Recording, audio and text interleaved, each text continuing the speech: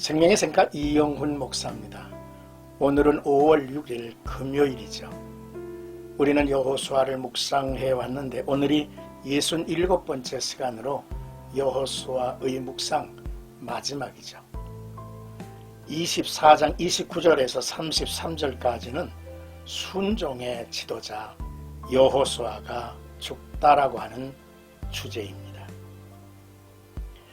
하나님과 이스라엘 백성들 간의 언약을 새롭게 갱신한 후에 일어난 사건들, 즉 여호수아의 죽음과 그의 죽음 후의 이스라엘의 상황을 간략하게 다루고 있습니다. 그것은 본서의 최종적인 마무림과 동시에 이어지는 사사기의 배경 역할을 하고 있습니다.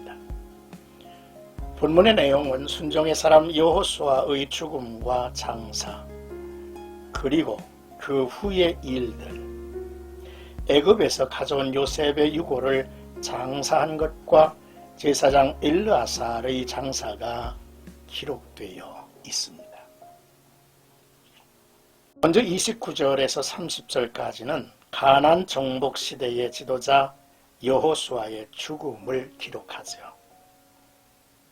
이 일 후에 여호와의 종눈의 아들 여호수아가 110세의 죽음에 그들이 그를 그의 기업의 경내 딥낫세라의 장사였으니 딥낫세라는 에브라임 산지 가스 산 북쪽에 있었더라 라고 기록하고 있습니다.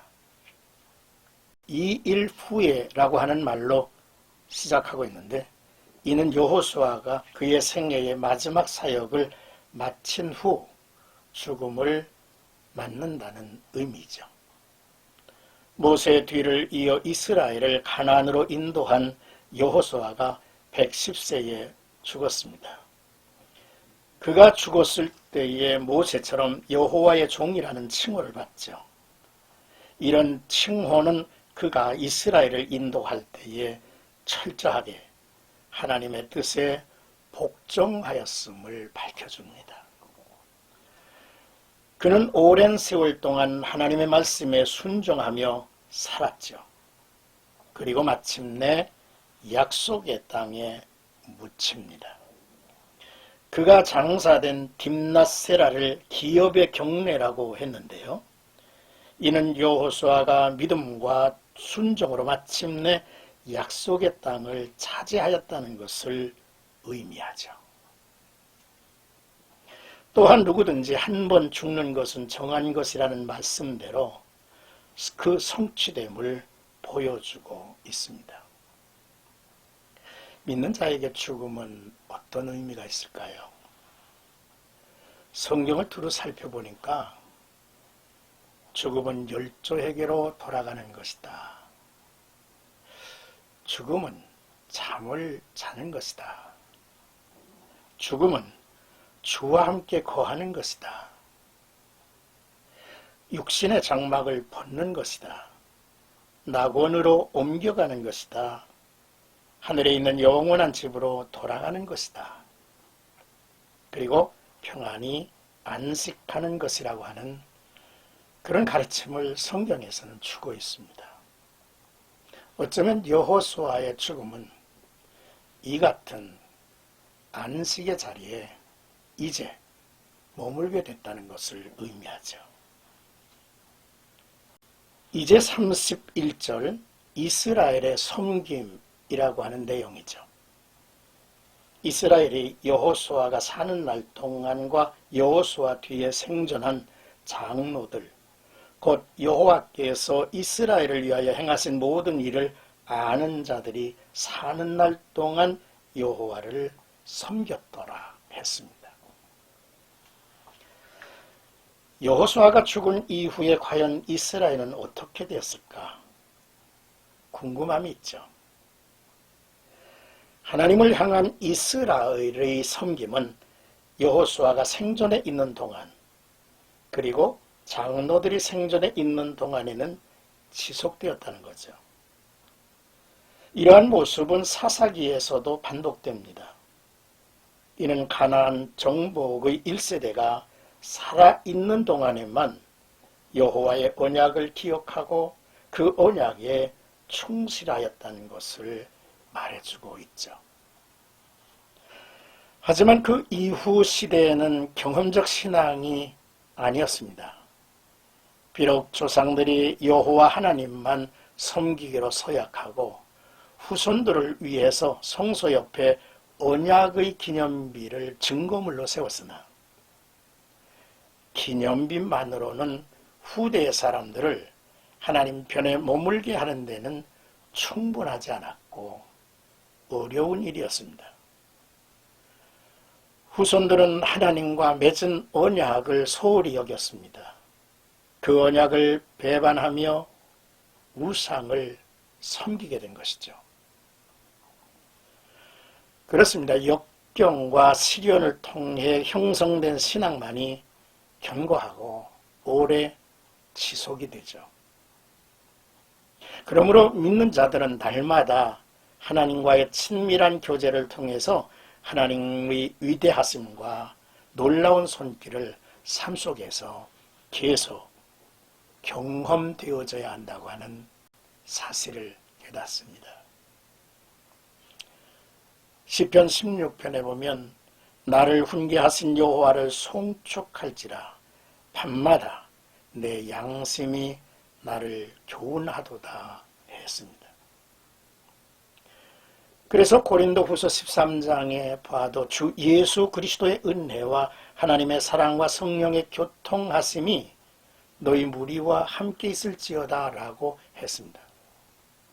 이 축도의 말은 예수의 은혜, 하나님의 사랑, 성령의 교통하심이 지속되어야 한다는 사실을 우리에게 보여주고 있는 말씀이죠. 끝으로 32절에서 33절까지는 요셉과 엘르아살의 장사라는 내용입니다. 본문을 잘 이해하기 위해서 우리는 요셉의 임종 장면을 기억해야 합니다. 요셉은 110세의 나이에 애굽에서 죽었죠. 그때 그는 후손들에게 한 가지 중요한 유언을 남겼습니다. 그것은 출애굽 때에 자신의 유해를 가지고 올라가 약속의 땅 가나안에 묻어달라는 요청이었습니다. 마침내 약속의 땅에 들어와 이제 그가 유언한 대로 그의 후손들은 가나안 땅의 세겜에 저를 묻었습니다. 이 기록은 약속의 땅에 대한 언약의 확실성을 증명하며 아울러 영원한 기업에 대한 요셉의 확고한 믿음을 우리로 보게 하죠. 한편 엘르아살의 죽음의 기록을 우리가 봅니다. 엘르아살은 여호수아와 함께 활동했던 제사장이었고 또한 땅 분배에 참여했던 지도자였습니다. 여호수아와 엘리아살의 죽음으로 가나안 정복의 역사가 마무리되었음을 말씀하죠. 비록 그들은 죽었지만 그들에 대한 하나님의 말씀이 모두 성취되었다고 하는 사실입니다. 우리도 언젠가는 죽게 될 것이 분명하지 않습니까? 어디서 사역을 마무리하고 어디서 묻혀야 할 것을 준비하는 것이 지혜가 아닌가 싶죠. 여호수아를 나와 여러분들은 보았습니다. 그는 순종의 사람이었습니다. 그는 그의 사역을 충성되이 이제 감당했고 언제든 어디서든 좌로나 우로나 치우치지 않았습니다.